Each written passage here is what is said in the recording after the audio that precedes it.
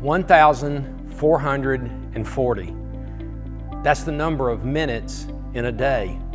Minutes make up hours, which make up the 24 hours that are in a day. Our activities are determined and spoken of in terms of time. We go to work for a certain amount of time. We eat at certain times of the day. We watch TV at certain times when programs come on.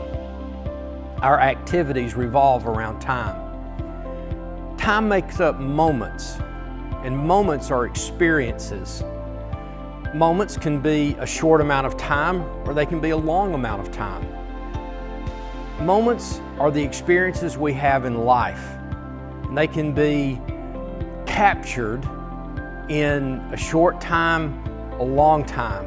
We often talk about experiencing the moment. Live in the moment. Let your moments be valuable. I just want to talk to you just a minute about determining your moments. Determining your moments. There's a story in the Bible that you're familiar with. It's the story of Daniel. Daniel's story doesn't start out in the fiery furnace.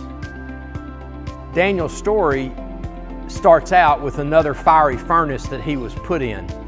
And that was, he was chosen from among the Israelites, a person that was among a group that they were the best looking, they were the smartest people, they had the most wisdom, they had the most skills. King Nebuchadnezzar chose from Israel the young men that he in his mind determined were the best that Israel had to offer. He brought them in and he said, now here's what we want to do. I want you to eat the king's food. I want you to drink the king's drink. Well, Daniel, in thinking about that moment and that experience, determined that was going to defile God, and it was going to defile himself if he did it. And so he made a deal. He kind of cut a deal with the king and said, look, let us eat what we're supposed to eat, and let your people eat what you want them to eat, and then we'll compare. And the king agreed to it, and they did it. And in the comparison, King Nebuchadnezzar found that Daniel and his friends were 10 times better off than the rest of the people in the group. That allowed King Nebuchadnezzar to promote Daniel, and then his story takes off from there. And what we learned is that Daniel determined his moments. He didn't let the king, he didn't let his peer group, he didn't let other people determine what his experience was going to be. He made that choice himself. We have that same opportunity. We find ourselves often in position where it might be the easiest thing to do is to do what everybody else is doing. It might be the popular thing to do what the crowd is doing.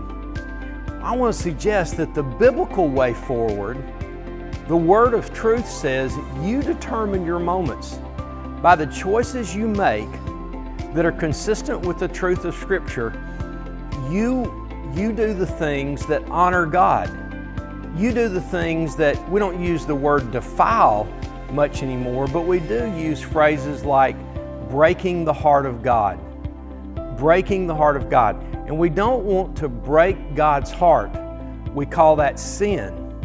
So determine your moments by making choices that are wise, by making choices that honor God in every way. And when you do that, your life will be more fulfilling. You will have hope. You will overcome your fears easier when you're making the choices that define your moments and not allowing other people, not allowing other situations to do the choice making for you. Make your choices. We learn in life in a lot of different ways how to determine our moments in order to control the situation. When we're in control, we feel better about ourselves and we're better positioned to please God.